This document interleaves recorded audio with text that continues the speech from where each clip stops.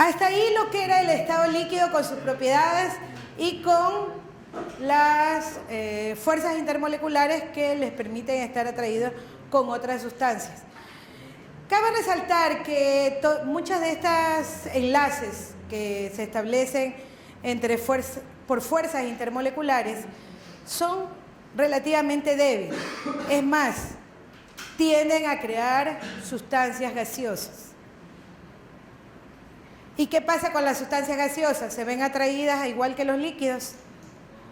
Más bien, prácticamente desaparecen las fuerzas de atracción. Tienden a separarse. Entonces, eso genera, de alguna manera, un nuevo estado, que es el estado gaseoso. ¿Sí? Para completar esto, tenemos entonces estado líquido, estado gaseoso. Si vemos los cambios de fase, ¿cuál es el cambio de fase que se da de líquido a gas? ¿Vaporización o evaporación? Y si yo quiero regresar de nuevo al líquido, condensación, está escrito, ¿no? Y si el líquido más aún se crean fuerzas mucho más fuertes de atracción, que va a generar estado sólido. ¿El cambio cómo se llama? Solidificación o congelación, como le quiera llamar. El camino opuesto, ese sí está escrito. Y obviamente usted debe conocer muchas sustancias, como por ejemplo el dióxido de carbono, que usted lo puede tener en estado sólido, pero con facilidad pasa al estado gaseoso. ¿Pasa por el estado líquido? No. ¿A ese proceso cómo se le llama? ¿Se le llama hielo seco? Ah. Correcto. Y genera una sublimación.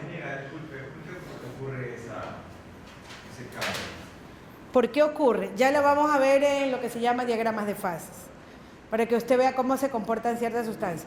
No todas las sustancias van a pasar por el estado líquido, ¿no? A las condiciones normales en que vivimos.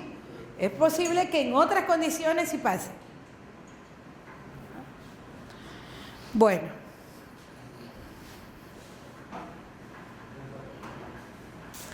Para representar, ¿no?, estos tres estados de la materia, normalmente usamos lo que se llaman diagramas de fases.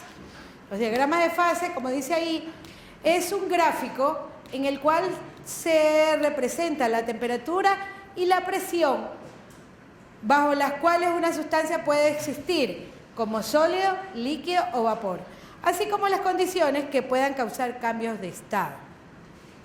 Veamos. Le doy un gráfico. Presión, temperatura. La presión puede estar en las unidades que más le gustan, y la temperatura también. Aquí todavía no tiene ninguna escala en particular. Es decir, que usted puede tener la temperatura en grados centígrados o la puede tener en Kelvin, ¿sí?, para hacer el gráfico. ¿Qué otro dato debe tener para hacer un gráfico de diagramas de fases? Lo otro que debe tener es el punto donde coexisten los tres estados de la materia. O sea, el estado sólido, el estado líquido y el estado gaseoso. A eso se le llama punto triple.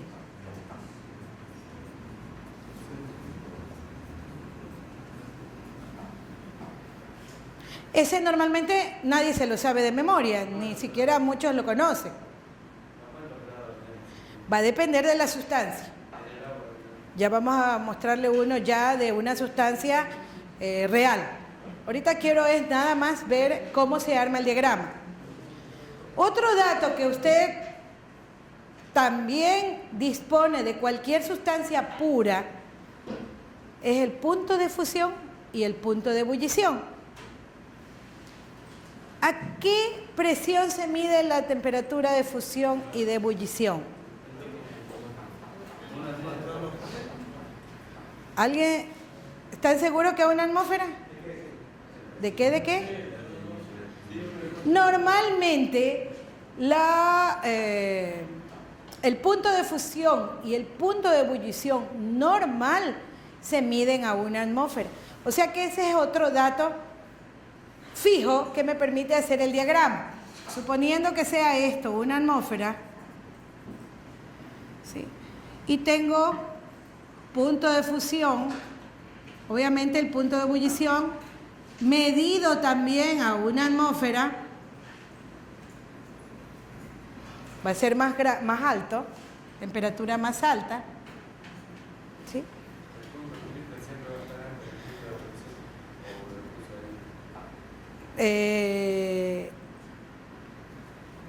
Un ratito y le contesto eso en otro gráfico. Es posible que no haya punto de ebullición. Acuérdese que punto de ebullición es pasar de... ¿Y qué otro proceso tiene que no incluya este? Ajá, que elimina este. O sea, va a depender de la sustancia la diferencia. Y otro punto que usted también tiene disponible a partir de los textos es el punto crítico. Punto crítico está dado a una temperatura y presión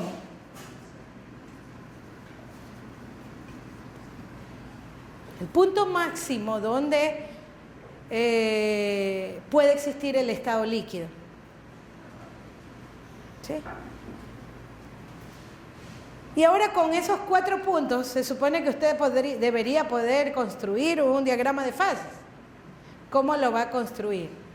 Usted une normalmente punto triple, punto de ebullición, punto crítico, con una curva. Obviamente que no le va a salir recto eso. ¿Ustedes ya hicieron la práctica de presión de vapor? Sí. Ajá. ¿Ya usaron la curva de presión de vapor? Sí. Esta es la curva de presión de vapor. Sí, ¿no? ¿Sí? Ya la conocen para diferentes líquidos. Para el agua, para el alcohol. De este surge otra curva. ¿Cuál es? La que une el punto triple con el punto de fusión. Esto ya es en forma vertical, casi vertical. Es una recta, generalmente, porque no hay otro punto que me permita, o sea, simplemente es la unión del punto triple con el punto de fusión extendida. ¿Sí? Y normalmente, de este punto triple, esta curva también se extiende hacia abajo. Se supone que usted tiene una línea de equilibrio líquido-gas, ¿verdad? Que es la que usó en la práctica del diagrama de presión de vapor. Entonces, si es una línea de equilibrio líquido-gas, usted tiene aquí líquido y acá tiene que tener gas. ¿Sí, no? Y aquí el equilibrio entre las dos fases. Si esta es la línea de equilibrio, entonces, que tiene el líquido de este lado, ¿qué debe tener? Ahí está. Usted tiene un diagrama de fases donde tiene el estado sólido, el estado líquido y el estado gaseoso. Ahora, yo no le he puesto valores a estos puntos todavía. Puede ser para cualquier sustancia. ¿Sí? La ubicación de los puntos podría variar. ¿A qué condición de presión se mide el punto de fusión? ¿Y el punto de ebullición? Ya se contestó. ¿Está? Obviamente, este es un dato que a usted le dicen el punto de fusión es 100 grados centígrados. No tiene que pensar a qué presión, sino que automáticamente usted va a una atmósfera. Ya sabe que es el punto de ebullición, lo mismo el punto. Obviamente ese punto de ebullición podría variar dependiendo de la presión, pero ya no es normal. Ya no es el punto de ebullición normal, es punto de ebullición. ¿Eso se puede dar en qué condiciones?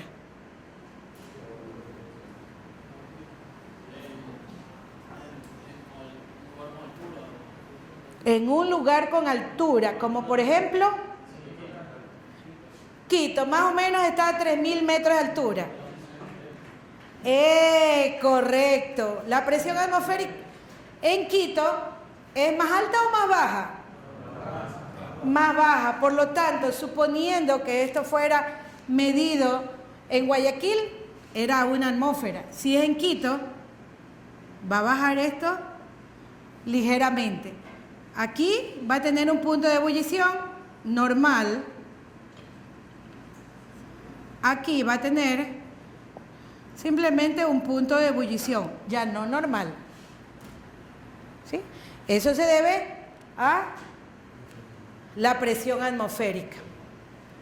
¿Y el punto de fusión le va a pasar algo? ¿Va a ser el mismo que a una atmósfera? También se va a mover, dependiendo de la sustancia. Veamos, esto es diagrama de fases del agua, ahora sí con números. Punto triple, punto de fusión a una atmósfera, punto de ebullición a una atmósfera. Aunque no está hecho a escala, podríamos decir que está más, parece logarítmica. Tengo punto crítico ya aquí a 218 atmósferas. Por eso le digo, no está hecho a escala. Lo tomé un gráfico, el gráfico de un texto. En todo caso, usted se da cuenta, tiene punto de fusión a 0 grados centígrados, punto de ebullición 100 grados centígrados, usted lo conoce, ¿verdad? Y está construido el diagrama de fases. ¿Cómo? El punto triple es un dato que le van a dar, porque eso no es un dato que todo el mundo lo maneje de manera común, ¿no? En ese punto puede estar en cualquiera de En este punto hay una intersección entre los tres estados. Está. Ajá. Va a tener moléculas en los tres estados. Eso es lo que le quiere decir. Ajá. Bueno, ahora si usted tiene este gráfico y yo le digo, por ejemplo, que tengo agua, suponiendo 5 atmósferas y 100 grados centígrados, ¿en qué estado está mi agua? En 5 atmósferas y 100 grados centígrados. Vamos usando el gráfico. 5 atmósferas tiene que ser más arriba, considerando que acá es 218. Y ahora dice que tengo 100 grados centígrados. Esto era 100 grados centígrados y esto está aquí. Va a estar en estado líquido. Si yo disminuyo la presión de esa misma agua, disminuyo la presión hasta 6.03 por 10 a la menos 3 atmósferas. ¿A qué proceso se va a dar? ¿Qué proceso? Le dije, no, ¿qué sustancia? Evaporación. Teniendo... A ver, vamos acá. Para estar claro, para que no me quede... Dije, a 5 atmósferas, pues, suponiendo aquí, ¿no? Y 100 grados centígrados, llegué aquí a mi primer punto. ¿Sí? Ahora yo dije que yo le bajaba la presión hasta 6.03 por 10 a la menos 3 atmósferas. Como ese sí es un dato que yo conozco, 6.03 por 10 a la menos 3. Es decir, yo bajo hasta aquí. ¿Qué le pasó? Sufrió una evaporación. ¿Sí? Si yo a este gas le bajo la temperatura hasta 0 grados centígrados, ¿qué va a pasar? ¿Seguro? ¿Dónde está 0 grados? Este era 0 grados, ¿no? Para este gráfico. Por lo tanto, si yo bajo hasta 0 grados centígrados, va a ser hasta aquí. Va a solidificarse.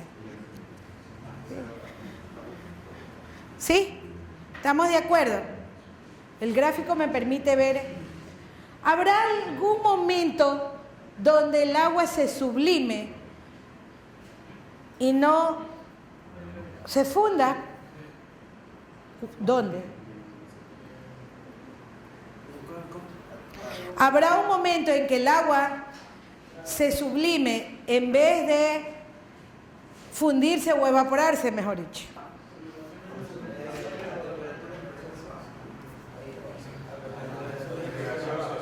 ¿Qué tan bajas? ¿A 0.01 qué?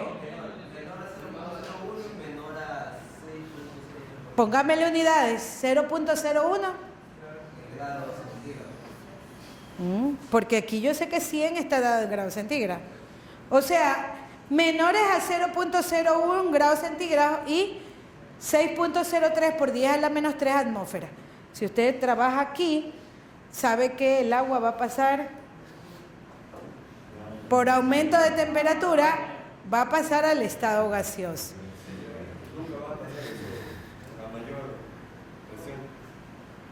A mayor presión. A mayor presión, ¿qué es lo que va a pasar si aumenta la temperatura? Tendría que pasar por líquido. Sí puede ser a mayor presión, si es que no manejo temperaturas por debajo de esta, ¿qué es lo que va a hacer? Al bajar la presión, va a ir hacia abajo. Las temperaturas de aquí para acá, una vez que yo bajo presión, también va a sufrir sublimación. ¿Sí? ¿Está claro? ¿Cómo?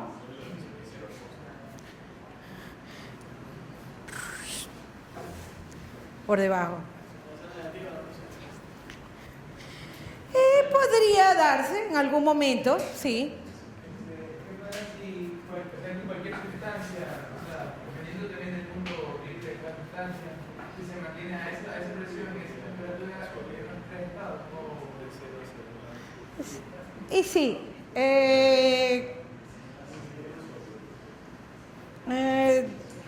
para hacer, como dice aquí, el sólido, el líquido y el vapor pueden coexistir a esas condiciones.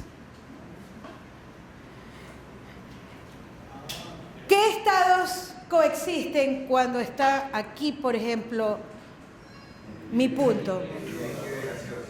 Solo líquido y vapor. Si yo tengo un punto aquí, ¿cuáles coexisten? Sólido y líquido. Si yo tengo aquí, es sólido, líquido y gas. Y ve, aquí esta curva está un poco con una inflexión, ¿no? Este dato normalmente poco se maneja. Por eso, por costumbre, más bien hacemos es alargar la línea, ¿no? Ahí es una aproximación. Vamos a ver.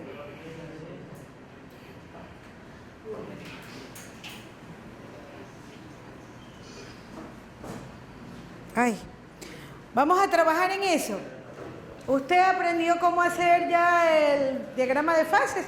Ahora va a construir el diagrama de fases, pero para el oxígeno. Obviamente, si usted se dio cuenta, los diagramas de fases son complicados hacerlos en hojas de cuadrículas, porque uno tiende a usar una escala, ¿no?, lineal. Pero normalmente van a crear una distancia muy grande entre una atmósfera, que es punto de fusión y ebullición, y el punto crítico. Ubique, piense en una escala logarítmica más que una escala milimétrica. Sí puede pensar en una escala logarítmica. ¿Dónde es una atmósfera? ¿Mm? Por lo tanto, a una atmósfera dice que es el punto de fusión y el punto de ebullición, es obvio que va a pasar de sólido a líquido, y si aún sigue aumentando si sigue aumentando la temperatura, va a llegar al estado gaseoso. ¿Qué necesita para que pase del estado sólido al gaseoso? ¿Bajar la presión hasta cuánto? ¿Eso es suficiente?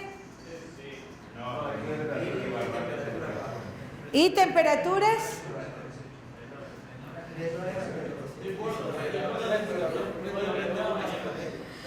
Si usted tiene a 1.14 torr, siempre que está sólido va a pasar al estado gaseoso, no importa en qué punto de temperatura esté.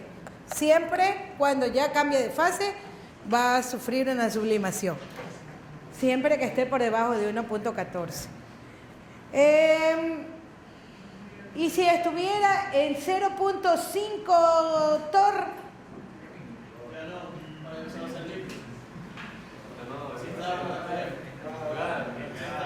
si se produce un calentamiento a 0.5 torr, se sublima. No hay nada más que pensar, porque esta es mi referencia por debajo de la cual siempre va a sublimar. La otra, ¿qué es más denso? ¿El oxígeno sólido o el oxígeno líquido? A ver, cuando yo le hice más o menos el diagrama de fases del agua, usted tenía algo así.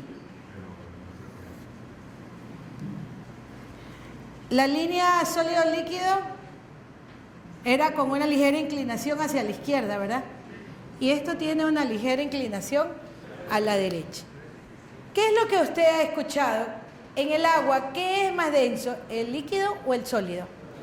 En la mayoría de las sustancias puras, cuando usted las congela, obviamente las fuerzas intermoleculares hacen que estén más cerca y generan una mayor densidad.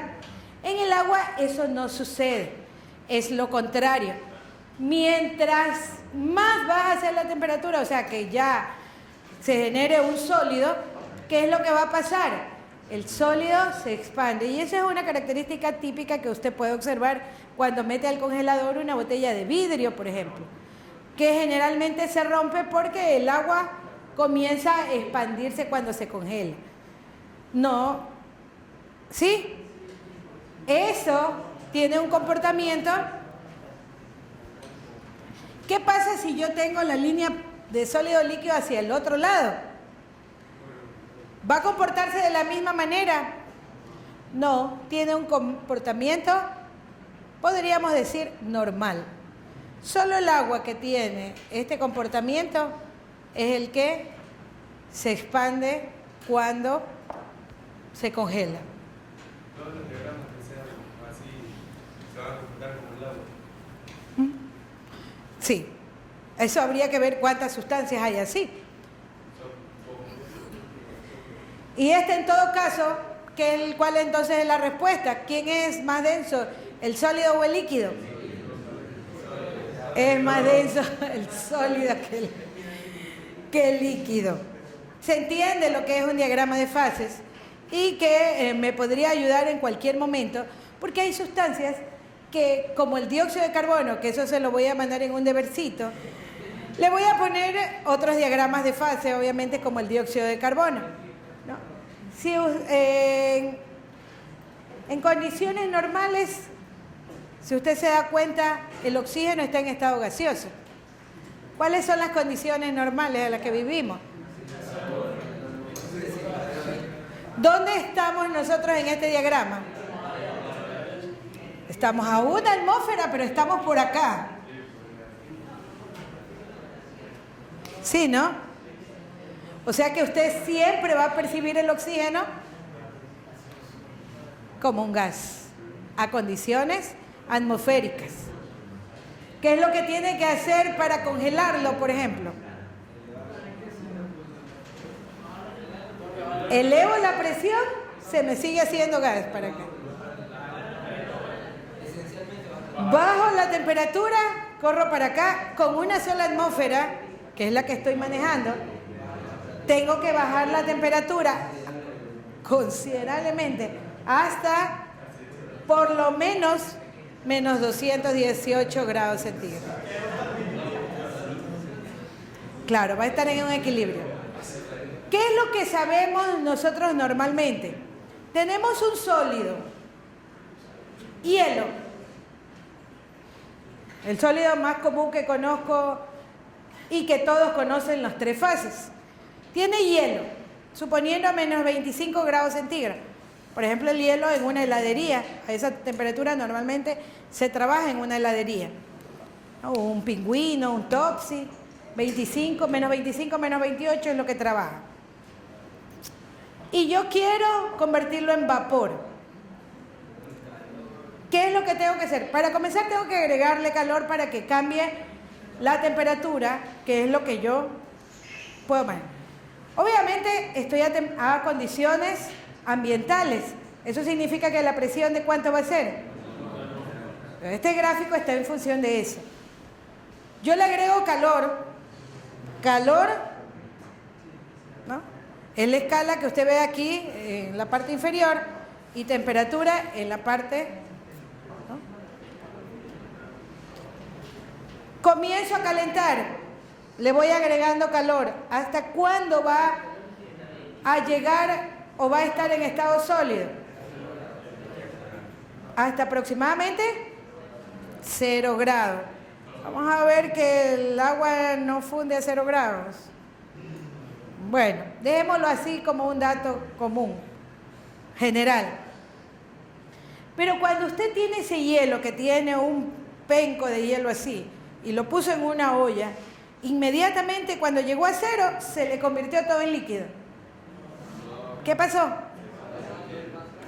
Se va, lo que se dice vulgarmente, se va derritiendo, se va fundiendo, pero es progresivo. ¿Hasta cuándo? Hasta que tiene la suficiente cantidad de calor que le hace cambiar a todo ese sólido de estado. A eso se llama calor de fusión, calor latente de fusión. Ese es un valor fijo. Hay una cantidad fija de calor que tiene que agregarse por unidad de masa o por unidad de moles, que es generalmente como se expresa. Una vez que usted agregó esta cantidad de calor, ya llegó al estado líquido, ¿verdad? Una vez que está en el estado líquido, necesita más calor para seguir provocando el cambio de estado. ¿Hasta cuándo? Hasta llegar a 100 grados. ¿Qué pasa en 100 grados? ¿Se le convirtió todo en vapor? No, es lo mismo que cuando está hirviendo agua en una olla. Hasta que se convierte todo en vapor, va a necesitar una cantidad de calor considerable que se le llama calor de vaporización o calor latente de vaporización. Según ese gráfico, ¿cuál sería mayor, el calor latente de fusión o el calor latente de vaporización?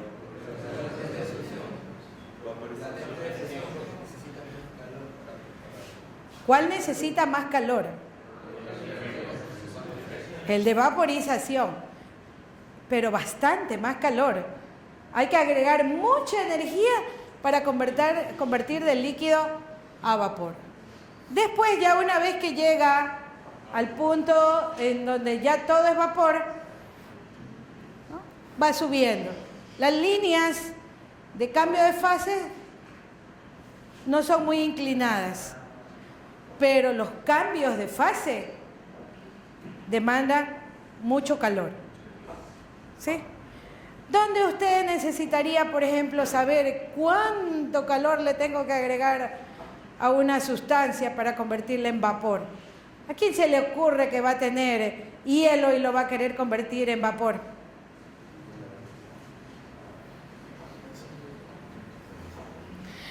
Oiga, esto, aunque parezca mentira, sí es parte de muchos procesos industriales. A lo mejor aquí no tiene agua como sólido, pero sí la tiene el agua aquí, ni a 25 grados centígrados. Y generalmente para dar, ¿cómo es? ¿Usted ha oído el vapor que se usa en los calderos? Para convertir esta agua que está a 25 grados en vapor de calderos, que es lo que la forma de calentar normalmente en casi la mayoría de las industrias, usted tiene que agregarle desde aquí